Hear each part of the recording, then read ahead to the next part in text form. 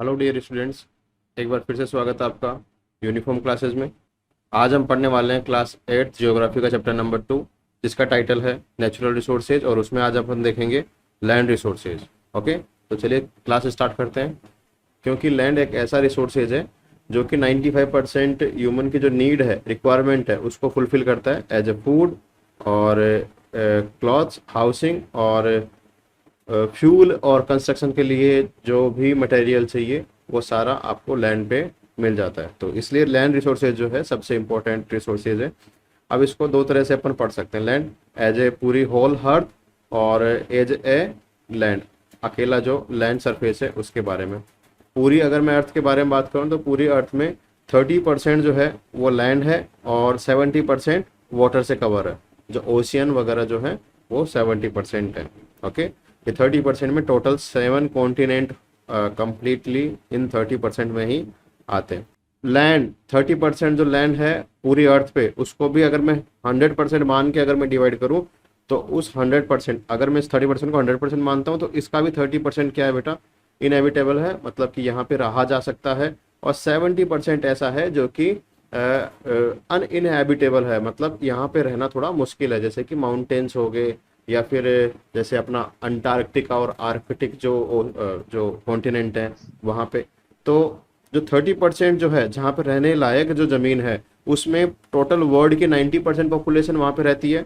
और जो 70% जो रहने लायक ज़मीन नहीं है, जहाँ पे एक्सट्रीम वेदर कंडीशन होती है, तो उसकी वजह से वहाँ पे लोग नहीं रहते हैं, लेकिन फिर भी वो एरिया भी 10% पॉपुलेशन को कवर करता है। तो 90% अपनी पॉपुलेशन कहाँ रहती है, जहाँ पे रहने लायक ज़मीन है वहाँ पे 90% पॉपुलेशन, और जो रहने लायक नहीं है मतलब एक्सट्रीम वेदर है वहाँ पे भी 10% पॉपुलेशन, अपनी पूरी वर्ल्ड की पॉपुलेशन वहाँ पे रहती है।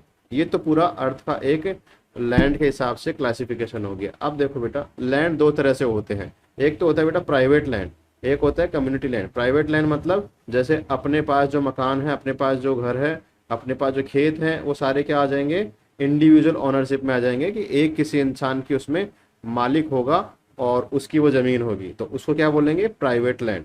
ऐसे ही कम्युनिटी लैंड, कम्युनिटी लैंड का मतलब क्या होता है, उसमें जो ऑनरशिप है बेटा वो एक पर्टिकुलर इंसान के पास नहीं रहेगी, एक पर्टिकुलर आदमी के पास नहीं रहेगी, वो बहुत सारे ग्रुप ऑफ पीपल के पास में वो उसकी ऑनरशिप रहेगी। और उस लैंड का यूज वो करेंगे एज ए फोडर, जैसे कि मैंने बताया था आपको कि चरागाह है जहाँ पे पशु उनके चरते हैं। कॉमन लैंड होता है वो, तो वो हो गया फोडर के रूप में उसको इस्तेमाल करेंगे।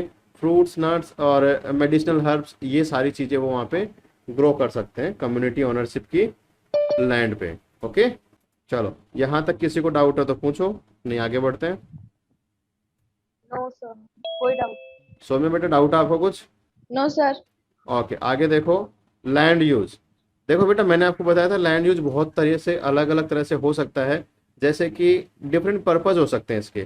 एग्रीकल्चर के लिए आप उसको यूज कर सकते हो, फॉरेस्ट्री के लिए यूज कर सकते हो, फॉरेस्ट्री मतलब जंगल बनाने के लिए या फॉरेस्ट बनाने के लिए आप उसको यूज कर सकते हो। माइनिंग के लिए यूज कर सकते हो, जो मिनरल्स वगैरह होते हैं उनको निकालने के लिए। बिल्डिंग हाउसेज मतलब घर बनाने के लिए आप उसको यूज कर सकते हो, रोड बनाने के लिए यूज कर सकते हो, इंडस्ट्री लगाने के लिए आप यूज कर सकते हो, या फिर आप उसको मतलब ये जो सारी चीजें हैं इनको बोलते हैं कॉमनली, इनको बोलते हैं क्या, लैंड यूज। लैंड का आप यूज किस तरह से कर रहे हो उसी को बोलेंगे लैंड यूज। ओके, अब देखो बेटा, लैंड यूज जो है इसमें बहुत सारे फिजिकल फैक्टर जो है वो काम आते हैं। जैसे ऐसे तो नहीं है ना बेटा कि इंडस्ट्री हर कहीं पे भी, कोई हर कहीं पे इंडस्ट्री लगा लेता है, एक पर्टिकुलर एरिया होता है ना वहीं पे इंडस्ट्री लगती है। आप फॉरेस्ट को हर कहीं पे नहीं लगा सकते। अगर हर कहीं पे लगा सकते तो अपना जो सहारा जो डेजर्ट है बेटा वहां पे भी आप लगा सकते थे, अपना जो इंडिया का जो थार का जो डेजर्ट है वहां पे लगा सकते थे। लेकिन हर कहीं पे ये जो मैंने लैंड यूज बताया ये नहीं पॉसिबल है। इनके कुछ फैक्टर इसके पीछे काम करते हैं, और वो कौन कौन से फिजिकल फैक्टर हैं उनको देखो आप। एक तो होता है टोपोग्राफी। टोपोग्राफी का मतलब होता है कि आपकी सरफेस कैसी है, आपके लैंड की सरफेस कैसी है, क्या वो ऐसे उबड़ खाबड़ है या फिर एक प्लेन सरफेस है। अगर प्लेन सरफेस है तो आप वहां पे फॉरेस्ट्री ग्रो कर सकते हो। लेकिन अगर ऐसे है कि पहाड़, फिर बाद में गड्ढा, फिर पहाड़, फिर कोई खाई, अगर ऐसी कोई टोपोग्राफी है, टोपोग्राफी का मतलब होता है सरफेस कैसी है उसकी, तो उसको देखते हुए वहां पे आप उस लैंड के यूज को डिसाइड कर सकते हो। सोइल वहां की, उसको देख के भी आप लैंड यूज को डिसाइड कर सकते हो कि जैसे सोइल अगर वहाँ पे फर्टाइल है तो वहाँ पे आप एग्रीकल्चर उगा सकते हो, अगर सोइल फर्टाइल नहीं है तो वहाँ पे आप एग्रीकल्चर ग्रो नहीं कर सकते। क्लाइमेट, क्लाइमेट भी एक ऐसा फैक्टर है जो कि फॉरेस्ट्री, एग्रीकल्चर या फिर आप कोई माइनिंग अगर वहां से कर रहे हो तो उस सब चीज़ों को इफेक्ट करता है वहाँ का क्लाइमेट का कंडीशन।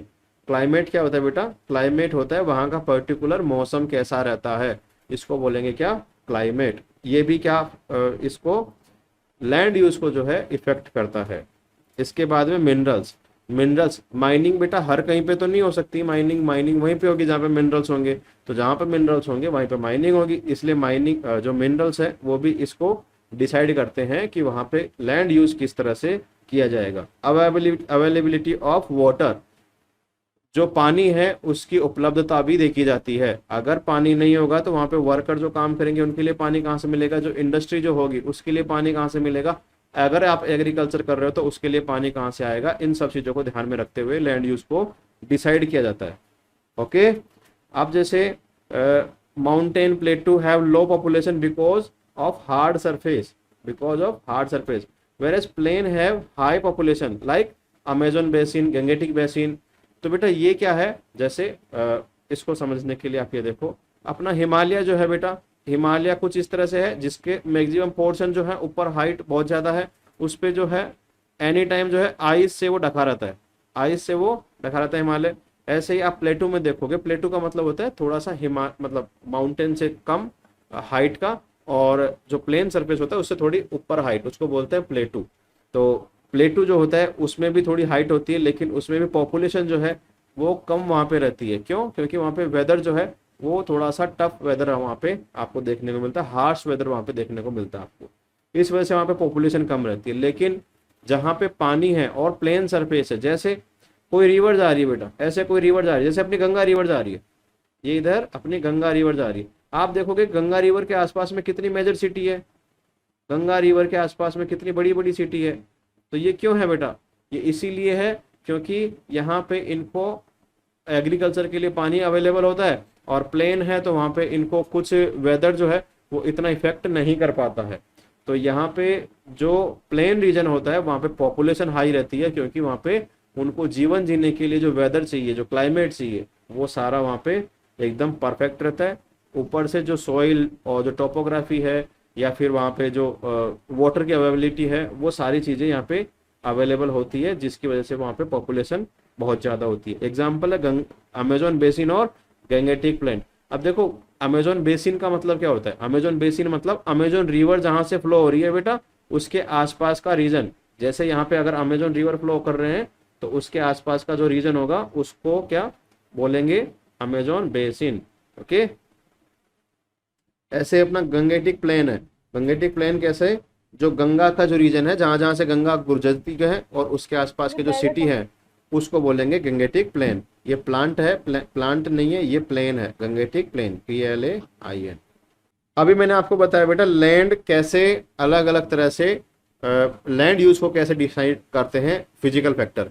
अब मैं आपको बताऊंगा कि लैंड फॉर्म्स क्या होते हैं, मतलब अलग अलग जो टोपोग्राफी की मैंने बात की थी, तो उसमें अलग अलग टोपोग्राफी में अलग अलग लैंड फॉर्म्स क्या होते हैं, कैसे कैसे वहाँ पे जमीन होती है, उसके बारे में बात करते हैं। तो इसको देखो, the surface of the land is not uniform in height और अपीयरेंस ओवर लार्ज एरिया। जैसे मैंने आपको बताया कि हर लैंड की सरफेस एक जैसी नहीं रहती है, कहीं पे डेजर्ट है तो कहीं पे माउंटेन है, कहीं पे माउंटेन है तो कहीं पे प्लेटू है, कहीं पे प्लेटू है तो कहीं पे आपको देखने को मिलता है खाइयाँ में देखने को मिलती है। तो ये जो है टॉपोग्राफी जो है एक सरफेस की, एक लैंड की, वो अलग अलग होती है। Land forms not only vary in size shape from place to place, they also change the passage of time. देखो ये कोई ज़रूरी नहीं है कि लैंड फॉर्म जो है अलग अलग साइज और शेप के आपको देखने को मिलते हैं अलग अलग जगह के हिसाब से, ये कोई ज़रूरी नहीं है। एक पर्टिकुलर जगह की अगर लैंड देखोगे आप, उसमें भी वेरिएशन देखने को मिलते हैं आपको। कैसे? जैसे बेटा गंगेटिक जो प्लेन है वहाँ पे अलग अलग जो सिटी जो है वहाँ पे बसी हुई है। आप देखते हो जैसे अभी मानसून का टाइम आया, तो मानसून के टाइम में आप देखोगे कि गंगा के आसपास में जितने भी जो सिटी हैं उनमें फ्लड का जो इशू है वो बहुत मेजर इशू है। तो फ्लड की वजह से वहाँ पे जो उनकी जो लैंड है वो या तो सबमर्ज हो गई पानी में, या फिर वहाँ पे वो वहाँ से इरोड होके कहीं और चली जाती है वहाँ की जमीन मिट्टी। तो इस वजह से भी क्या, एक पर्टिकुलर जगह पे भी टाइम के हिसाब से भी आपको वेरिएशन देखने को मिलता है। कभी एक ईयर में कोई पर्टिकुलर टाइम पे कैसा वहाँ पे ज़मीन है, और वही ज़मीन कुछ और टाइम पे, जैसे अलग कोई सीज़न आएगा उसके हिसाब से वहाँ पे जो लैंड का जो टोपोग्राफी है वो चेंज हो जाता है। ओके, आगे देखो, sudden changes are brought about by earthquakes, volcanic eruptions और फ्लड। जैसे मैंने आपको बताया, जो एकदम से जो चेंज आते हैं ना, वो मेजर चेंजेस जो आते हैं वो आपके अर्थक्वेक से हो सकता है, आपके इससे वोल्केनिक इरप्शन से हो सकता है, या फिर फ्लड से हो सकता है। क्यों? क्योंकि ये एकदम से आते हैं और एकदम से पूरी ज़मीन को जो है चेंज करके चले जाते हैं। जैसे अर्थक्वेक आएगा, अगर कोई माउंटेन है बेटा, तो अर्थक्वेक की वजह से वो माउंटेन की हाइट या तो कम हो सकती है, बढ़ सकती है, क्योंकि ज़मीन हिलेगी तो हो सकता है ना कि वो वहाँ पे धंस जाए या फिर ऊपर उड़ जाए। आपने अभी तक अर्थक्वेक के पीछे की साइंस नहीं पढ़ी है। आप जब ये पढ़ोगे कि अर्थक्वेक आते क्यों हैं, कि नीचे जो अपनी लैंड सरफेस है उसके नीचे कुछ प्लेट होती है, वो मूव कर रही होती है, तो उनमें क्या होता है कि वो एक दूसरे के तरफ आ रही है, या एक दूसरे से दूर जा रही है, या एक दूसरे के पास में आके ऐसे स्लिप हो रही है। ये तीन तरह की वहाँ पे मूवमेंट होती है, प्लेट की मूवमेंट होती है, जो आपके सरफेस के नीचे, क्रस्ट के नीचे ये प्लेट मूवमेंट चलती रहती है, उनकी वजह से ये अर्थक्वेक आते हैं। वोल्केनिक इरप्शन भी लगभग उन्हीं की वजह से होता है, और फ्लड तो आपको पता ही है, फ्लड अर्थक्वेक की वजह से भी आ सकता है, या फिर हैवी रेनफॉल की वजह से भी आ सकता है। तो इनकी वजह से सडन चेंज जो है आपको लैंड जो फॉर्म है उसमें आपको देखने को मिलता है। माउंटेन और जो प्लेटू और जो प्लेन है उसमें एकदम से वेरिएशन आपको देखने को मिलता है। जैसे एक प्लेन है, एक प्लेन मैदान है, अगर मान के चलो यहाँ पे वॉल्केनिक इरप्शन हो गया, जमीन के नीचे से वॉल्केनिक इरप्शन हुआ, कहाँ जाएगा वो वॉल्केनिक इरप्शन? यहीं पे गिरेगा बेटा। अब जब यहीं पे गिरेगा तो कई सालों तक अगर ये वॉल्केनो ऐसे यहाँ पे आता रहा, गिरता रहा, तो क्या बन जाएगा, यहाँ पे एक माउंटेन बन जाएगा, वॉल्केनिक माउंटेन जिसको बोलते हैं, वॉल्केनो से बना हुआ माउंटेन। ओके, तो ऐसे टोपोग्राफी में सडन चेंज आपके कुछ फैक्टर हैं जिनकी वजह से आते हैं। आगे देखो, gradual change take place continuously and affect large areas. देखो, जो कंटिन्यूस जो चेंजेस आते हैं ना, जैसे कि क्लाइमेट की वजह से हो सकता है वो, या हो सकता है कि वहाँ पे कुछ ऐसा, मतलब कुछ वेदर ऐसा है कि जिसकी वजह से वहाँ पे जो टोपोग्राफी है वो चेंज हो गया। जैसे मान के चलो सोइल इरोजन हो रहा है, वहाँ से मिट्टी जो कट कट के है कहीं और जा रही है। अब वो सोइल इरोजन किससे भी हो सकता है, वाटर से हो सकता है, एयर से हो सकता है, तो उसकी वजह से भी टोपोग्राफी में चेंजेस आ सकते हैं। ओके, तो ये जो चेंजेस है ये काफ़ी बड़े एरिया को इफेक्ट करते हैं, ऐसे नहीं है कि छोटे से एरिया में आ गया, ये बहुत बड़े एरिया को इफेक्ट करते हैं। चलो इसका एक एग्जांपल बताऊं मैं आपको, ग्रेजुअल चेंजेस का एक एग्जांपल सुनो आप बेटा। अपना राजस्थान में से अरावली जो पर्वतमाला है, माउंटेन रेंजेस है, वो इस तरह से अपने राजस्थान में से गुजरती है, और ये अपना प्यारा राजस्थान का मैप कुछ ऐसा सा है। आप इमेजिन करना कि कुछ ऐसा सा अपना राजस्थान का मैप है, ठीक है। इसमें से इस तरह से ये क्या जा रही है, ये एक माउंटेन रेंज है जिसका नाम है अरावली। ओके बेटा, ये अरावली की जो हाइट है ना, वर्तमान में इसकी जो हाइट है ये अप्रोक्सीमेट है 1745 के आसपास में है, ठीक है, मीटर। 1745 मीटर इसकी हाइट है, वर्तमान में इसकी हाइट इतनी है, लगभग इतनी है। लेकिन अगर मैं हिमालय को देखूं तो बेटा हिमालय की हाइट कितनी है, 8848 है, ऐसे कुछ है, लगभग ये है 8848 मीटर, ये लगभग आपके हिमालय की हाइट है। तो एक टाइम था बेटा जब अपना जो भारत जो है, इंडिया जो है, ये पूरी ज़मीन, इंडियन कॉन्टिनेंट की जो पूरी ज़मीन है, ये इंडियन ओशन से ऐसे फ्लोट होते हुए अपने एशिया की तरफ आ रही थी, एशिया की तरफ आ रही थी।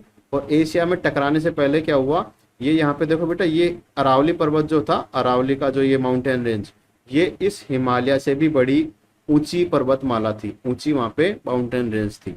और इसकी वजह से आपको पता हो तो अपना जो अभी डेजर्ट है, जो थार का जो डेजर्ट है, वहाँ पे पहले बेटा आइस जमी हुई थी, बर्फ जमी हुई थी, और उसके एविडेंस, ग्लेशियल जो एविडेंस है वो अभी भी अपने को थार डेजर्ट में देखने को कभी कभी मिलते हैं। ओके, तो ये जो चेंज हुआ है कि धीरे धीरे उस वो जो अरावली की जो माउंटेन रेंज थी उसका कटाव हुआ धीरे धीरे, कई मिलियंस ऑफ ईयर्स में और वो आज की स्थिति में पहुंच गया कि उसकी हाइट कितनी बची है, ओनली 1745 मीटर उसकी हाइट अभी बची है। तो हो सकता है, पॉसिबल है कि आगे आने वाले थाउजेंड्स ऑफ ईयर्स में अपना जो माउंटेन, जगह कुछ जो जो अपना हिमालय जो है, उसकी भी हाइट हो सकती है कि कम हो जाए। पॉसिबल है बेटा, क्योंकि जब अरावली की हो सकती है तो हिमालय की भी हो सकती है। ओके, तो ये था ग्रेजुअल चेंज, जो धीरे धीरे जो चेंज आते हैं उनकी वजह से टोपोग्राफी कैसे चेंज होती है। अब अपन देखेंगे माउंटेन्स। लैंड फॉर्म्स में पहला कौन सा है, माउंटेन्स। देखो माउंटेन्स आपने देखे होंगे, काफी बार देखे होंगे। Mountains were largely A source of recurring rainfall और रिवर्स। देखो माउंटेन्स क्या काम करते हैं, ये एक तो जो मानसून आता है उसको, उसके लिए बैरियर का काम करते हैं, उसके बीच में होते हैं, तो जब बादल आते हैं तो उनसे टकरा के बादल ऊपर उठते हैं और उससे ओरोग्राफिक रेनफॉल होती है। मतलब टकरा के ऊपर उठना, फिर बाद में उससे बारिश करना, इसको बोलते हैं ओरोग्राफिक रेनफॉल। इसकी वजह से ओरोग्राफिक रेनफॉल होता है। और कई बार क्या होता है, जब रेनफॉल होता है या फिर वहाँ पे माउंटेन के ऊपर आइस जमी होती है, तो उसकी वजह से वहाँ से रिवर जो है वो माउंटेन से ही निकलती है। Extreme cold, lack of vegetation made them sparsely populated. जो एक्सट्रीम जहाँ पे जो वेदर होता है वहाँ पे, जैसे माउंटेन है तो हाइट पे होगा, हाइट पे होगा तो वहाँ पे कोल्ड होगा, ठंडी वहाँ पे आपको महसूस होगी। तो उस वजह से वहाँ पे पॉपुलेशन जो है वो बहुत कम निवास करती है, पॉपुलेशन वहाँ पे न के बराबर रहते हैं लोग, इस वजह से वहाँ पे पॉपुलेशन कम रहती है। They did not allow agriculture as there were lack of cultivable soil और लैक ऑफ ट्रांसपोर्ट फैसिलिटीज। देखो माउंटेन है तो वहाँ पे जो सॉइल है वो भी ऐसी नहीं है कि वहाँ पे बहुत सारी आप एग्रीकल्चर प्रैक्टिस कर सको। माउंटेन है तो वहाँ पे आपको पता है कि वहाँ पे रोड्स भी नहीं बिछा सकते आप। बहुत कम रोड्स होती हैं जो माउंटेन के ऊपर टॉप तक जाती है, तो उनकी वजह से पॉपुलेशन जो है वो कम होती है। About the certain height no vegetation were available. कुछ ऐसी हाइट होती है जहाँ पे तो वेजिटेशन ही नहीं होती है, मतलब वहाँ पे सिर्फ आपको बर्फ ही बर्फ देखने को मिलती है। Okay, there forest and scenic beauty were a source of attraction for tourist. देखो माउंटेन जो होते हैं वो ग्रीनरी से ढके हुए होते हैं, और अगर ग्रीनरी भी नहीं है तो कुछ अलग वहाँ पे देखने को मिलता है। जैसे कि अगर आइस है तो आइस देखने के लिए लोग वहाँ पे जाते हैं। तो ये जो माउंटेन है बेटा, ये टूरिस्ट एक तरह से डेस्टिनेशन होते हैं, देखने के लिए बहुत अच्छे सुंदर दृश्य वहाँ पे देखने को मिलते हैं, जिसकी वजह से वहाँ पे लोगों को थोड़ा बहुत पैसा वगैरह मिलता है, जिससे कि वो अपना जीवन चलाते हैं। But now man is using mountains as resources. अभी क्या हो रहा है कि अभी माउंटेन्स में बहुत सारे मिनरल्स भी हैं, तो उनका एक्सट्रैक्शन भी स्टार्ट हो गया। जो इंसान है उन्होंने वहाँ से माउंटेन से मिनरल्स निकालना स्टार्ट कर दिया है। Horticulture is being practice successfully on the slope and the valleys are intensively irrigated and cultivated.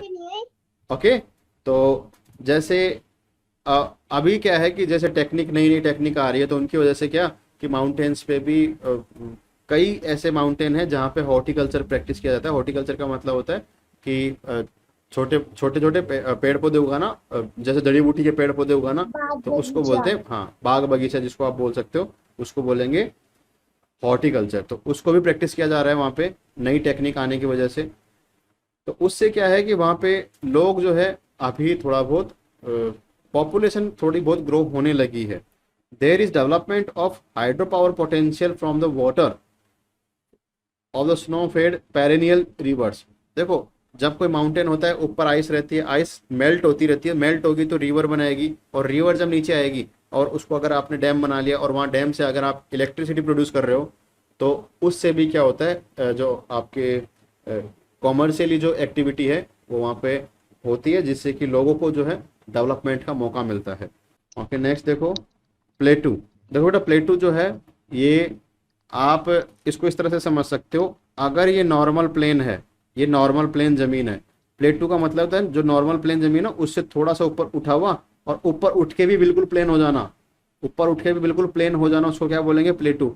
बहुत बड़े बड़े प्लेटू हैं जो कि आपको पता ही नहीं लगता कि आप प्लेटू के ऊपर खड़े हो या फिर प्लेन सरफेस के ऊपर खड़े हो। ठीक है, तो जैसे अपने इंडिया में बात करूं तो मैं डेक्कन प्लेटू, नाम सुना है बेटा, डेक्कन प्लेटू। Yes sir. ये अपना जो इंडिया है उसमें जो साउथ वाला जो रीजन है, साउथ और जो मिडल वाला रीजन है वहां पे ये डेक्कन प्लेटू आपको देखने को मिलता है। ओके, ऐसे प्लेटू बहुत Yes, सारे हैं। sir.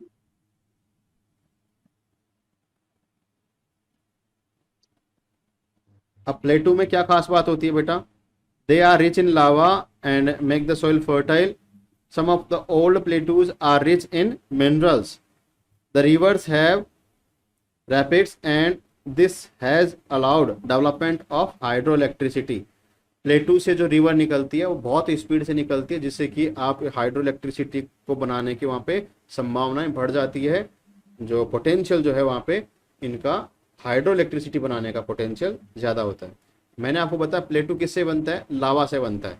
लावा का ग्रेजुअल जो फ्लो जो है उससे प्लेटू ऐसे बनता रहता है। तो प्लेटू बना है लावा से। और लावा कहाँ से आता है? बिल्कुल जमीन के अंदर से आता है। तो जमीन के अंदर से आता है तो बेटा वो Yes, sir. Volcano से. मिनरल्स जो है वो अपने साथ में लेके आता है। तो मिनरल्स जो है वो ओल्ड प्लेटू में बहुत सारे मिनरल्स आपको देखने को मिलते हैं। इसके अलावा लावा में बेटा जो सोइल जो बनती है लावा से, जो ब्लैक सोइल जो बनती है वो एकदम फर्टाइल सोइल होती है। वहां पे आप एग्रीकल्चर बहुत अच्छे से प्रैक्टिस कर सकते हो। ऐसी सोइल जो होती है वो कपास की क्रॉप के लिए बहुत ही ज्यादा यूजफुल होती है। ओके, Sir, एक नेक्स्ट बार देखते हैं। कपास का इंग्लिश मतलब बताओ। कॉटन। ओह, okay. चलो आगे देखो, प्लेन्स। मैंने आपको बताया कि तीन तरह की टोपोग्राफी, एक प्लेन, एक प्लेटू और एक उससे भी ऊपर माउंटेन। तीन तरह की टोपोग्राफी अभी अपन पढ़ेंगे, लास्ट वाला प्लेन टोपोग्राफी। ओके, तो प्लेन टोपोग्राफी में क्या होता है? They have the benefit of rich alluvial soil brought by reverse. देखो प्लेन, जैसे मैंने आपको बताया प्लेन जो प्लेन रीजन जो है कहाँ पे बनता है? किसी ना किसी रिवर के आसपास में बनेगा। और रिवर के आसपास में बनेगा तो रिवर में क्या आती है बेटा? सोइल वहां से बह के आती है और उस सोइल को क्या बोलते हैं? Alluvial soil. और एलुवियल सोइल जो है वो फर्टाइल सोइल होती है। They have high density of people, easy means of communication and transport. देखो प्लेन है तो वहाँ पे बहुत सारी रोड भी मिलेगी आपको, लोग भी वहाँ पे ज़्यादा रहते हैं, तो इसलिए वहाँ पे डेंसिटी भी पॉपुलेशन की ज़्यादा रहती है। They are areas of rich agriculture in the world and nearly 2/3 of world population lives here. देखो लगभग 66% ऑफ वर्ल्ड की जो पॉपुलेशन है बेटा वो प्लेन रीजन में रहती है। प्लेन रीजन मतलब किसी ना किसी रिवर के आसपास में वो जो लोग हैं वो रहते हैं। अपने राजस्थान में खूब सारी रिवर हैं, लेकिन वो क्या है बेटा? बरसात के मौसम में ही देखने को मिलती है, ऐसे देखने को नहीं मिलती है। ओके, इसकी वजह से आपको पता नहीं है। लेकिन रिवर क्या होती है? वो बहुत ज़्यादा फर्टाइल लैंड को क्रिएट करती है, जिससे वहाँ पे आसपास में लोग जो है बहुत सारे लोग रहते हैं। जैसे ही मैंने बताया वर्ल्ड की 66% पॉपुलेशन जो है। किसान की बात करेंगे क्योंकि किसानों को ज्यादा चाहिए fertility। नहीं, सभी के लिए चाहिए, पानी पीने के लिए भी तो चाहिए बेटा। ओके, आगे देखो। बट सर soil की fertility तो किसानों को हाँ, पानी सोइल की फर्टिलिटी तो किसानों के लिए इम्पोर्टेंट है, लेकिन किसान बनाते किसके लिए? क्रॉप किसके लिए उगाते हैं बेटा? क्रॉप पॉपुलेशन के लिए तो उगाते हैं हमारे वो। लिए क्यों चलो नहीं करेंगे? आगे देखो, rivers are navigable and railways allow industries to grow. देखो इन इन जो प्लेन है उनके उनमें रेलवे का नेटवर्क भी काफ़ी अच्छा होता है। और इनके जो रिवर होते हैं उनमें भी आप जो शिप है उनको चला सकते हो एज ए ट्रांसपोर्ट, चीज़ों को एक जगह से दूसरी जगह पे भेज सकते हो। But the extent to which the land can be used depends on the demand made on it. Proper planning of land use with reference to the nature of land and the need of the people will provide maximum results. Improper use of land such as clearance of forest for cultivation may lead to soil erosion.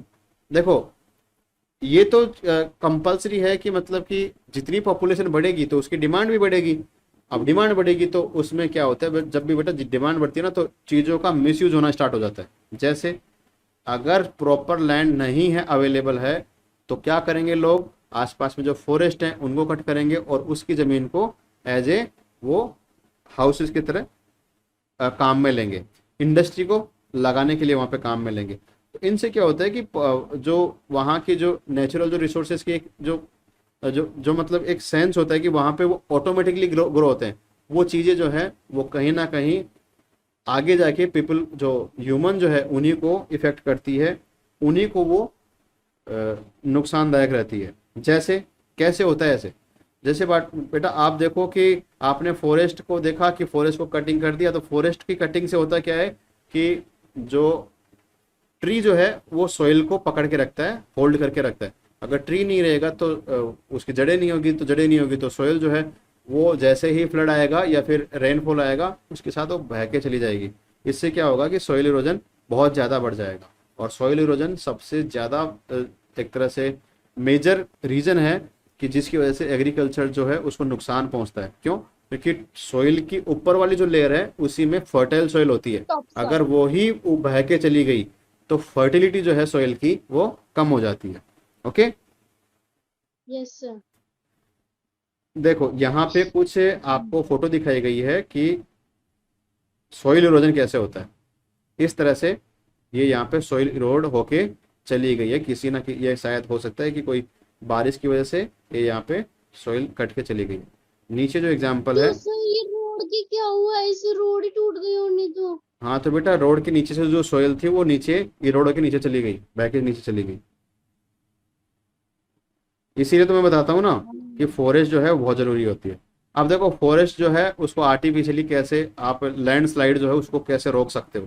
देखो यहाँ पे इन्होंने क्या किया, ये barrier बना दिए, ये कुछ बैरियर यहाँ पे बना दिए स्टेप बाय स्टेप। जिससे होगा क्या कि सोइल जो है इरोड नहीं हो पाएगी और एक जगह पे रुक जाएगी।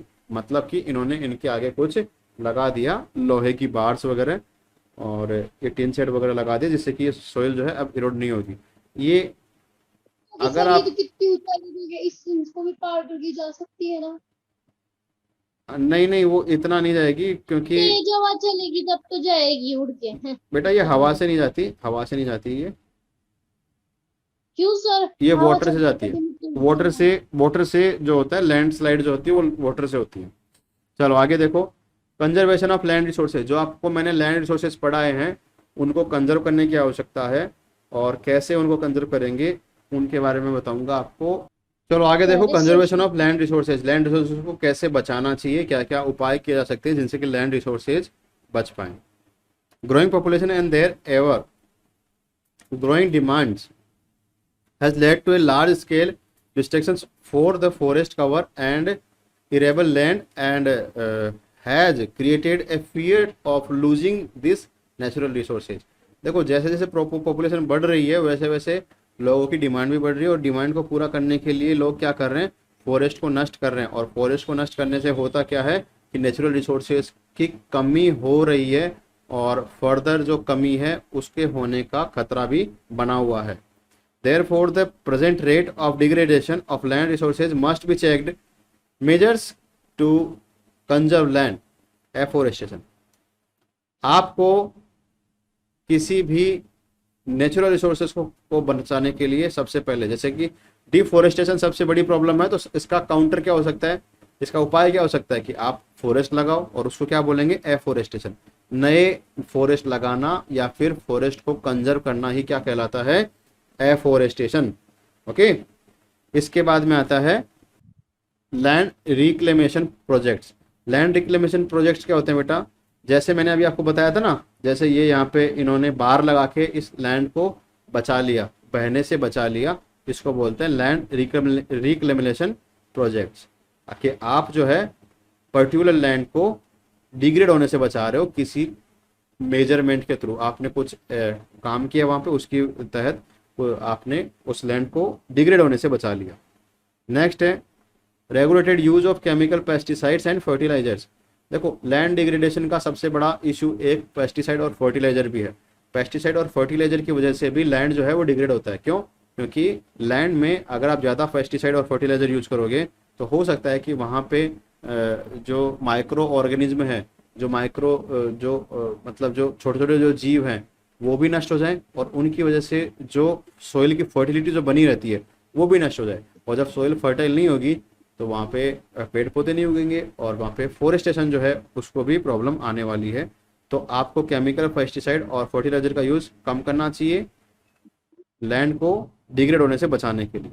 इसके अलावा चेक्स ऑन ओवरग्रेजिंग। पशुओं के चरने से भी लैंड जो है वो डिग्रेड होता है। अगर कोई प्लेन एरिया है और वहाँ पे जो एनिमल्स हैं वो खुले में ग्रेजिंग कर रहे हैं, मतलब कि ऐसे घूम घूम के ग्रेजिंग कर रहे हैं, उससे भी लैंड डिग्रेड होता है। क्यों होता है, कारण बताता हूँ। जब भी कोई एनिमल जब ऐसे ग्रेजिंग करता है फ्रीली, तो वो क्या करता है कि ऊपर ऊपर की जो बड़ी बड़ी जो ग्रास है उसको खा लेता है, जो छोटी ग्रास है उसको छोड़ देता है।